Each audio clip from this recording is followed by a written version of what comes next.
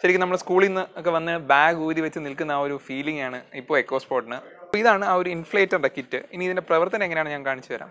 പലരിലും അതൊരു ചെറിയ കൺഫ്യൂഷൻ ഉണ്ടാക്കുന്നുണ്ട്. കാര്യം ഇത്തരം വാഹനങ്ങളിലൊക്കെ നേരെ വന്ന് ബൂട്ട് ഓപ്പൺ ചെയ്യുന്നത് ഇങ്ങനെയാണല്ലോ. നമ്മൾ കാറിൻ്റെ എഞ്ചിൻ ഓണാക്കി എന്നിട്ട് ഈ ഒരു സ്വിച്ച് നമ്മൾ ഓണാക്കിയാൽ അതിനകത്ത് നമുക്ക് TPMS ടയർ പ്രഷർ മോണിറ്ററിംഗ് സിസ്റ്റത്തിൻ്റെ ആ ഒരു ഡിസ്പ്ലേ കാണാവുന്നതാണ്. നമ്മൾ വാഹനം ഈ സീറ്റിലേക്ക് വരികയാണെങ്കിൽ പ്രീമിയം ഫാബ്രിക് എന്ന മെറ്റീരിയലാണ്. അതിൽ ഏറ്റവും വലിയൊരു സവിശേഷത എന്ന് പറയുന്നത് ഇപ്പോൾ ഇത് ഒറ്റ തവണയേ പറ്റുള്ളൂ. അത് കഴിഞ്ഞ് നമ്മൾ അഡീഷണൽ വാങ്ങണം.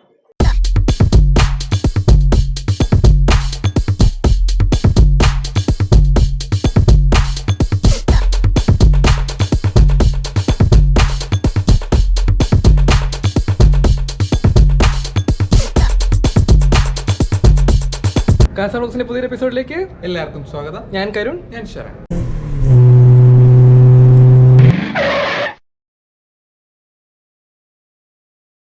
എല്ലാവർക്കും നമ്മുടെ പുതിയൊരു എപ്പിസോഡിലേക്ക് സ്വാഗതം. ഇന്ന് ഞാൻ നിൽക്കുന്നത് തിരുവനന്തപുരത്തെ കുറവൻകോണത്തുള്ള ഹാരി ഫോർഡ് ഷോറൂമിലാണ്. അപ്പോൾ ഇന്ന് എൻ്റെ കൂടെയുള്ള വാഹനം ഏതെന്ന് മനസ്സിലായി കാണും. പക്ഷേ ആൾക്ക് ചെറിയൊരു മാറ്റമുണ്ട്. അതുകൊണ്ടാണ് ഇന്ന് വന്ന് ഇതിൻ്റെ റിവ്യൂ ഞങ്ങൾ എടുക്കുന്നത്. 2013 ഫോർഡ് എക്കോസ്പോർട്ട് ലോഞ്ച് ചെയ്യുന്നത്. ശരിക്കും പറഞ്ഞിട്ടുണ്ടെങ്കിൽ അത് കഴിഞ്ഞ് ഫോർഡിനെ പോലും ഞെട്ടിപ്പിക്കുന്ന രീതിയിലുള്ള ഒരു വളർച്ചയായിരുന്നു എക്കോസ്പോർട്ട് കാഴ്ചവെച്ചത്. കോമ്പാക്ട് SUV എന്നൊരു സെഗ്മെന്റിനെ ഇന്ത്യൻ നിരത്തുകളിൽ നല്ല രീതിയിലൊന്ന് പരിചയപ്പെടുത്തി കൊടുക്കുകയും അതിൻ്റെ സാധ്യതകളെ മനസ്സിലാക്കി കൊടുക്കുകയും ചെയ്തൊരു വാഹനമാണ് ഫോർഡ് എക്കോസ്പോർട്ട് എന്ന് പറയുന്നത്. വർഷങ്ങൾ കഴിഞ്ഞു, പല മാറ്റങ്ങൾക്കും അത് വിധേയമായി. ഇപ്പോൾ SE എന്ന് പറഞ്ഞ സ്പെഷ്യൽ എഡിഷൻ ഈ വാഹനം ഇറക്കിയിരിക്കുകയാണ്. Ministry of road highways and ട്രാൻസ്പോർട്ടിൻ്റെ പുതിയ നിയമപ്രകാരം കാറുകളിൽ സ്റ്റെപ്നി ടയർ നിർബന്ധമല്ല.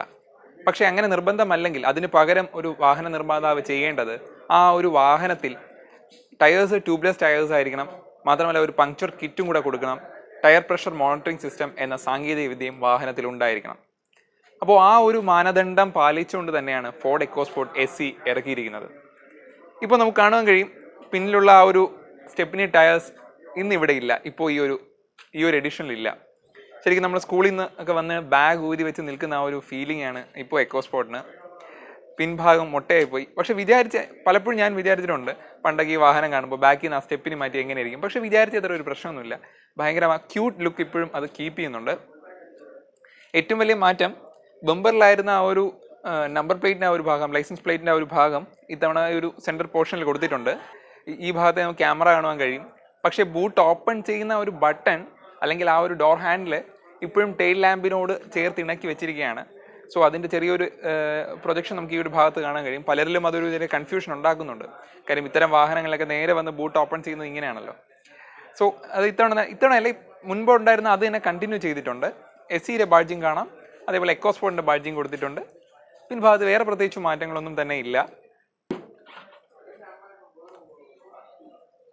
ബൂട്ട് ഓപ്പൺ ചെയ്യുന്നതും പഴയ ആ ഒരു രീതിയിൽ തന്നെയാണ്. നമുക്ക് പാഴ്സൽ ട്രേ കാണുവാൻ കഴിയും. അത്യാവശ്യം വലിയൊരു ബൂട്ട് സ്പേസും കൊടുത്തിട്ടുണ്ട്. ഈ ഭാഗത്തെ ഏറ്റവും പ്രധാനകരമായ ഒരു ചേഞ്ച് അല്ലെങ്കിൽ ഒരു അഡീഷൻ എന്ന് പറയുന്നത് ടയർ പങ്ക്ചർ റിപ്പയർ കിറ്റാണ്. ഞാൻ നേരത്തെ പറഞ്ഞതുപോലെ ഇത്തരം ഒരു സ്റ്റെപ്പിനി ഇല്ലാത്ത ഒരു അവസ്ഥ ഒരു വാഹനത്തിൽ ആ ഒരു മാറ്റം സംജാതമാകണമെങ്കിൽ ഇങ്ങനെ ഒരു കിറ്റും കൂടി നൽകിയിരിക്കണം എന്നുള്ളത് നിയമമാണ്. അപ്പോൾ ഇതാണ് ആ ഒരു ഇൻഫ്ലേറ്ററിൻ്റെ കിറ്റ്. ഇനി ഇതിൻ്റെ പ്രവർത്തനം എങ്ങനെയാണ് ഞാൻ പറഞ്ഞു തരാം. കാണിക്കാൻ പറ്റില്ല. ഇത് ഈ വാഹനത്തിൽ പ്രൊവൈഡ് ചെയ്യുന്ന 2 സംഭവങ്ങളാണ്. ഇത് ഇൻഫ്ലേറ്റർ കിറ്റും ഇത് അതിൻ്റെ ലിക്വിഡും. അപ്പോൾ നമ്മൾ എങ്ങനെയാണ് നമ്മുടെ ടയർ പഞ്ചർ ആവുകയാണെങ്കിൽ ഈ ഒരു ഭാഗം ഓപ്പൺ ചെയ്യാൻ പറ്റും നമുക്ക്. അപ്പോൾ അതിൻ്റെ ഇങ്ങനെ നമുക്കത് ഓപ്പൺ ചെയ്തെടുക്കാൻ പറ്റും.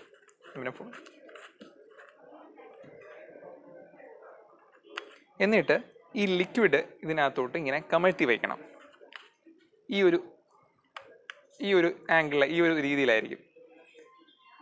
എന്നിട്ട് നേരെ നമ്മൾ ഈ ഒരു ഭാഗം കൊണ്ട് ടയറിൽ കാറ്റടിക്കേണ്ട ഭാഗമുണ്ടല്ലോ അവിടെ കൊണ്ട് നമ്മൾ കണക്ട് ചെയ്യണം. ഈ ഒരു നോസിൽ ടയറിൻ്റെ കാറ്റടിക്കുന്ന ഭാഗത്ത് കൊണ്ട് കണക്ട് ചെയ്യണം.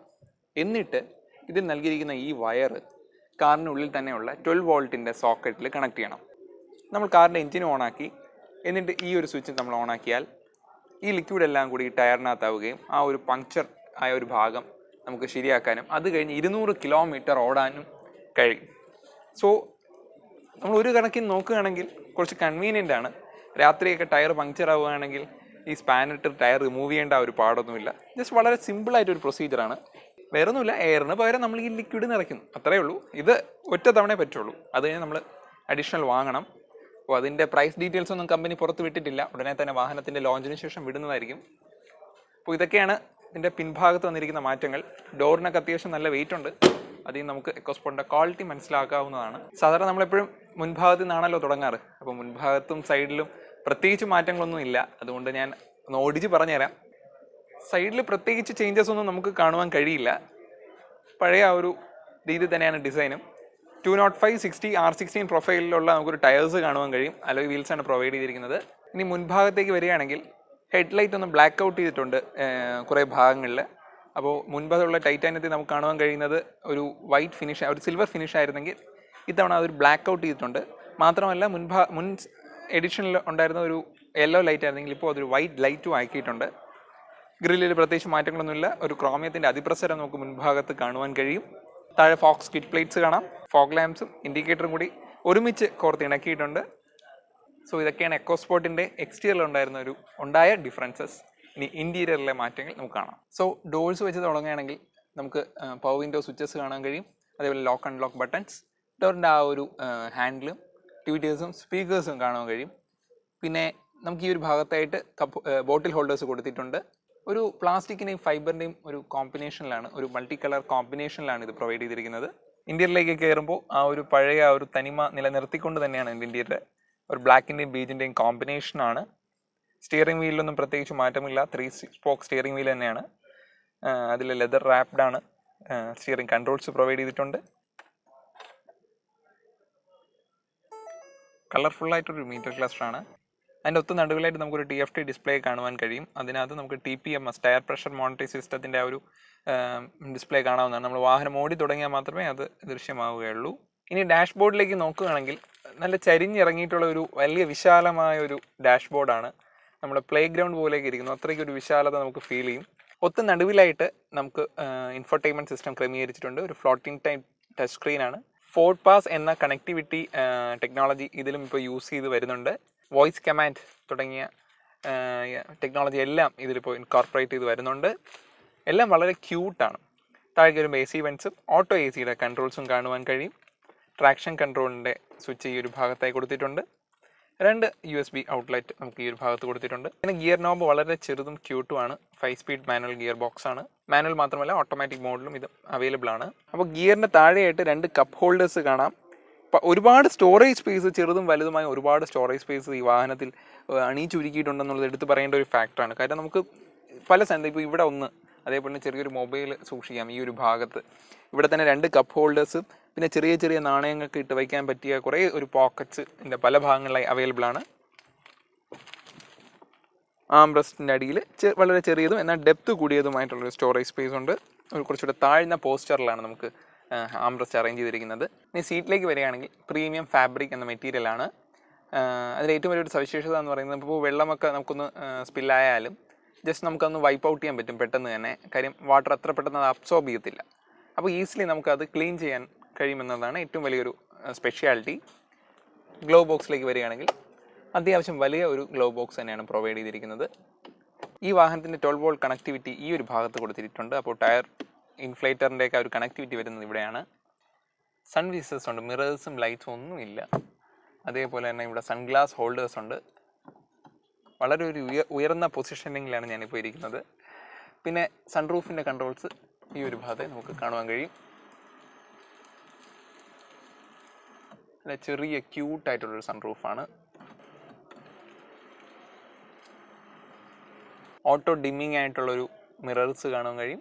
അതേപോലെ തന്നെ ഇവിടെ മിറേഴ്സ് കൊടുത്തിട്ടുണ്ട്. മുകളിലായിട്ട് ലൈറ്റ്സും കൊടുത്തിട്ടുണ്ട്. നന്നായിട്ടുണ്ട്. ഈ ഒരു ഏരിയയിൽ അറേഞ്ച്മെൻറ്റ് എനിക്ക് ഇഷ്ടപ്പെട്ടു. പിന്നെ പറയുകയാണെങ്കിൽ സേഫ്റ്റിയിലേക്ക് വരികയാണെങ്കിൽ 6 എയർ ബാഗ്സ് ആണ്. ABS, EBD, ESP, traction control, hill hold assist തുടങ്ങിയ എല്ലാവിധ സേഫ്റ്റി ഫീച്ചേഴ്സും ഈ വാഹനത്തിനുണ്ട്. ഇനി നമുക്ക് പിൻസീറ്റിലെ വിശേഷവും അതിൻ്റെ ഇതിപ്പോൾ സുഖവും ഒന്ന് കാണാം. പിൻസീറ്റിലേക്ക് എത്തിയിരിക്കുകയാണ്. ശരിക്കും പറഞ്ഞിട്ടുണ്ടെങ്കിൽ നല്ല രീതിയിലൊരു തൈ സപ്പോർട്ടുള്ളൊരു സീറ്റാണ്. നമുക്കിങ്ങനെ കംഫേർട്ടായിട്ട് ഇരിക്കാൻ പറ്റുന്ന രീതിയിലാണ് അറേഞ്ച് ചെയ്തിട്ടുള്ളത്.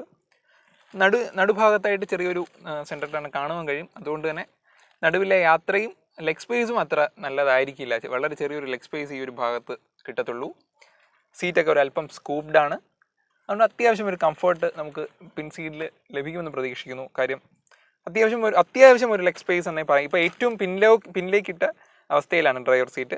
ആ ഒരു അവസ്ഥയിൽ തന്നെ നമുക്കിപ്പോൾ ഏകദേശം ഇത്രയും ഒരു ലെഗ് സ്പേസ് അവൈലബിൾ ആണ്. 2 പേർക്ക് അതിവിശാലമായി ഇരുന്ന് പോകാൻ പറ്റും. 2 ഹെഡ് റെസ്റ്റ് ഉണ്ട്. അതേപോലെ തന്നെ വലിയൊരു ഗ്ലാസ് ഏരിയ ആണ്. നമുക്ക് ഒട്ടും ക്രാംഡ് ആയിട്ടുള്ളൊരു ഫീലിംഗ് നമുക്ക് പിന്നിലേക്ക് കിട്ടില്ല. 2 പേർക്ക് വളരെ നല്ല രീതിയിൽ കംഫർട്ടായിട്ട് ഇരുന്ന് പോകാൻ പറ്റുന്നൊരു വാഹനമാണ് എക്കോസ്പോർട്ട്. ഒരു ഫാമിലി കാറാണ് എക്കോസ്പോർട്ട്.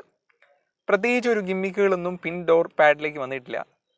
സോ മുൻഭാഗത്തെ കാഴ്ച നല്ല വിസിബിളായി പിന്നിലിരുന്ന് പോകാൻ പറ്റുന്നുണ്ട്. നടുവിലായിട്ട് ഒരു ആംറസ്റ്റ് കൊടുത്തിട്ടുണ്ട്. ഇപ്പോൾ കവറുള്ളതുകൊണ്ട് കാണിച്ചു തരാൻ പറ്റാത്തതാണ്. അപ്പോൾ ഇതൊക്കെയാണ് എക്കോസ്പോർട്ടിൻ്റെ വിശേഷങ്ങൾ. എക്കോസ്പോർട്ടിൻ്റെ SC വേരിയൻ്റാണ് ഇന്ന് നമ്മൾ റിവ്യൂ ചെയ്തിരിക്കുന്നത്. പെട്രോൾ മോഡലിന് 13,21,000 രൂപയാണ് ഓൺ റോഡ് പ്രൈസ് വരുന്നത്. ഡീസൽ മോഡലിനാണെങ്കിൽ 13,81,000 രൂപയാണ് ഓൺ റോഡ് പ്രൈസ് വരുന്നത്. ഇനി ഇതിൻ്റെ മൈലേജ് എന്ന് പറയുന്നത് 16 കിലോമീറ്ററാണ്, അഥവാ 15.9 കിലോമീറ്ററാണ് പെട്രോളിന് ലഭിക്കുന്ന മൈലേജ് എന്ന് കമ്പനി അവകാശപ്പെടുന്നത്. അതേപോലെ ഡീസലിന് 21.7 കിലോമീറ്റർ കമ്പനി അവകാശപ്പെടുന്നുണ്ട്. സോ ഇനി എഞ്ചിൻ വേരിയൻറ്റിലേക്ക് വരികയാണെങ്കിൽ എഞ്ചിനിൽ പ്രത്യേകിച്ച് മാറ്റങ്ങളൊന്നുമില്ല. അതുകൊണ്ടാണ് ഞാൻ ടെസ്റ്റ് ഡ്രൈവിലേക്ക് കിടക്കാത്തത്. 3 സിലിണ്ടർ ആയിട്ടുള്ള ഒരു നാച്ചുറലി ആസ്പിറേറ്റഡ് പെട്രോൾ എഞ്ചിനാണ്. 1.5 ലിറ്റർ. അത് പ്രൊഡ്യൂസ് ചെയ്യുന്ന കരുത്തെന്ന് പറയുന്നത് 122 PS 149 ന്യൂട്ടൺ മീറ്റർ ടോർക്കുമാണ്. ഡീസൽ എഞ്ചിനിലേക്ക് വരുമ്പോൾ 1.5 ലിറ്റർ തന്നെയാണ്. അത് പ്രൊഡ്യൂസ് ചെയ്യുന്നത് 100 PS കരുത്തും 215 ന്യൂട്ടൺ മീറ്റർ ടോർക്കുമാണ്. സോ ഇതൊക്കെയാണ് പുതിയ എക്കോസ്പോർട്ടിൻ്റെ വിശേഷം. നിങ്ങൾക്ക് ഈ വാഹനവുമായി ബന്ധപ്പെട്ട് എന്തെങ്കിലും സംശയമുണ്ടെങ്കിൽ നിങ്ങൾക്ക് ഹാരി ഫോർഡിനെ കോൺടാക്ട് ചെയ്യാവുന്നതാണ്. അപ്പോൾ കോൺടാക്ട് ചെയ്യുന്ന ഡീറ്റെയിൽസ് എല്ലാം ഞാൻ ഡിസ്ക്രിപ്ഷനിൽ കൊടുത്തിട്ടുണ്ട്. വിളിക്കുമ്പോൾ കാസ വ്ളോഗ്സ് കണ്ടിട്ടാണ് വിളിക്കുന്നത് പ്രത്യേകം പറയാൻ മറക്കരുത്. നിങ്ങൾക്ക് അതിൻ്റെതായ ബെനിഫിറ്റ്സ് കിട്ടും. സോ ഈ മറ്റൊരു എപ്പിസോഡിലേക്ക് മറ്റൊരു വാഹനവുമായി കാണും വരെ ഇറ്റ്സ് ബൈ ഫ്രം ഷറാൻ.